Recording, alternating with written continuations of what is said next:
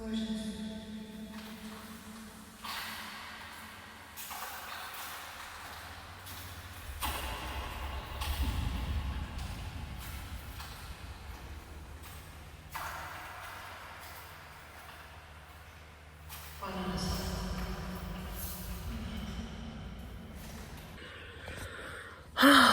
Well, this is just a record of me embarking fully 100% on the fruitarian diet, and I wanted to record this for my own journal so I can remember how it was in my first couple of weeks of going 100% fruitarian, not raw, like fruitarian. So, you know, I'm not eating nuts, I'm not eating seeds.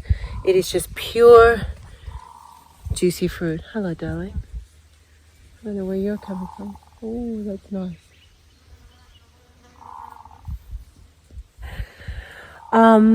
So I have embarked on this lifestyle since last Wednesday. I mean, I had about a week before that of having banana smoothies with peanut butter, but Wednesday cut it all out. Everything. Pure fruit. No sugar, no coffee, no salt, no pepper, no nothing.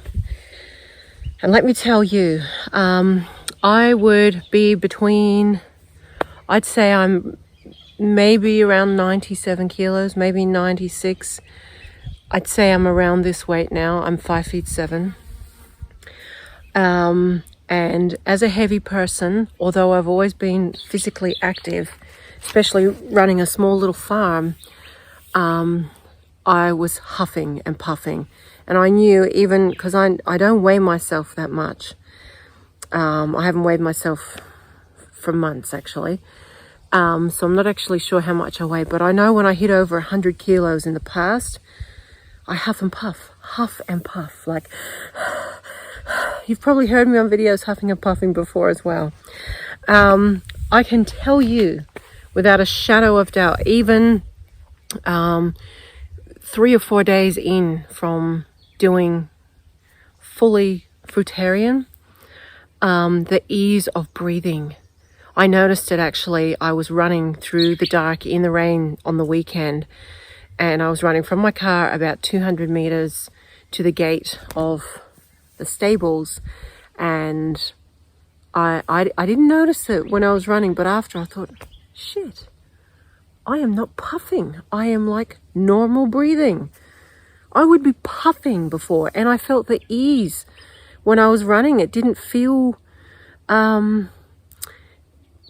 discombobulated. Like as a fatter person, you feel everything. You know, it's hard to get up. It's hard to sit down properly. You can't cross your legs down properly. Although I've always carried it well, I noticed this immediately, the change in my breathing. Wow. You know, and today, like, I have already been out once today, up in the hills.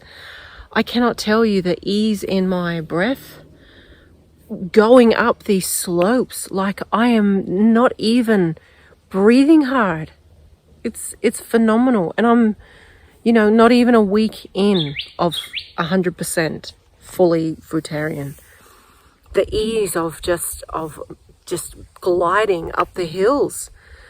And so for the last few days, I haven't felt the desire to do much because I have been really detoxing hard, and you can obviously see it. I mean, I'm detoxing hugely. I've given up coffee 2 to 3 times a day. I'd be drinking fresh ground coffee with a lot of sugar, dessert spoonfuls of sugar, milk, cooked food. Not all the time, but I was very conscious because I have known about this lifestyle for a very long time, but I've always been in very good health, usually, that it hasn't pushed me to go that extra mile and commit to the lifestyle 100%.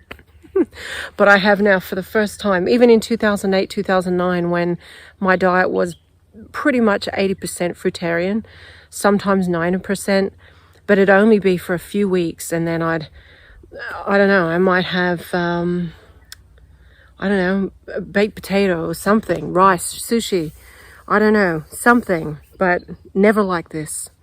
Never anything where I think I've done, like, back in 2015, I might have done 2 weeks or 3 weeks with avocado as well, with salt and pepper. I haven't had any fats, like any avocados. It's not that I'm not wanting to, but I know with good deep cleansing, I'm sticking to just light, low-fat, raw, juicy fruits. And I'm not saying that I'd never not eat an avocado. It's just that I'm not desiring it right now, which is kind of strange because, you know, usually people are craving stuff, but I'm not. And I think it's because I made the decision to just devote my life to this. And since I have, you know, trusted myself with that authentic decision, I have not felt any cravings. I have not felt the need to eat anything else. I've made my mind up. And once my mind is up, that's it. I follow it through. I've had several, you know, false start attempts in the past, or, you know, doing it more casually because my health has always been good. What else is another benefit? Another benefit, obviously, huge, heavy detox. I can feel that mucus just pouring from my body. And it's probably going to keep going. I don't know for how long, but however long my body needs to get it out. But like I said in a previous video, it's as if I've smoked 50 cigarettes. Not that I ever have, but I've loved a cigarette in the past. And I know when I wake up the next day, I have just got this lump of mucus in the back of my throat. And this is literally how I've been feeling with this last week of Fruitarian. And I don't know if it's congestion coming down from the brain and pushing and passing its way through my body. I'm not sure, but I've had a lot of mucus, and to me that signifies some really good, strong cleansing going on. And it could keep going for, I don't know, could be years. I don't know how much my body needs to cleanse, but I will give it the capacity that it needs to cleanse. Another fantastic benefit, and I absolutely love this one, is you don't stink. There is absolutely no smell on you as a fruitarian. Although I will preface by saying I have had the third day where I was really hard detoxing from coffee. I stank that day, and I don't wear deodorant. I try not to. That day I avoided doing it, but I found that I had to wash my armpits 3 or 4 times. I just could not get that smell out of me quicker. And psychically speaking, wearing deodorant has always bothered me. I know they say there's no health risks to it, but you've got to remember you've got some amazingly big lymph nodes around that area, and they need to pass effortlessly and not be hindered by chemicals in these very sensitive regions. And it's always bothered me wearing deodorant. So I've always been a big pit washer. I've always washed my pits, used lemon juice. But now I don't need to. Like, I don't have a smell. And that goes for everywhere. You know, even, you know, if I'm talking about taking a crap or having a poo, there's no smell. There is no smell. That's not to say that there won't be again, because I'm sure as there are wastes that will retrace into my bloodstream as I detox, there probably will be. But, you know, my bowel movements, even, you know, urine, everything is smell free. Now, let me tell you a little bit of a funny story. Earlier today, I took a hike up one of these local hills around here because I just felt the need to get out. I had to get in the sun and move. And as soon as I got up the hill, oh my gosh, I felt I needed to have a shit. And quickly. Like, I'm just like, oh my God, I've got no paper, I've got no nothing. You know, this is just not good. So I went behind a tree and I thought, oh my God, what the hell can I use to wipe myself? Well, you know what? Another good thing about being a fruitarian is that when you do your bowel movements, I mean, if we're going to get to the nitty gritty, I want to be honest with you about this, and to myself for this record. It's a clean sweep. Like, there's nothing dangling or like, oh, I'm sorry. It's probably grossing you all out, but these things need to be talked about because this is an essential part of this diet and the cleanse. But it's a clean sweep. I was just shocked. There was, I got a rock and there's nothing on the rock. So it was a perfectly clean bowel movement. You're not constipated. Constipation, all that signifies is huge buildup of mucus and congestion in the body. So I wasn't like, it's easy. Bowel movements are so easy. You're not pushing, you're not straining, like it's lovely. I know, it's very good. It's very relieving. And I think that's an important issue to talk about because, your bowels represent the internal flora of your body and how healthy you actually are. So, and according to what I've read, we can have wastes and stools that are present in our bowels for up to 20 years. Hard stools just stuck there and unable to move due to poor eating, poor dietary habits, and who knows what else. So that's another really good thing.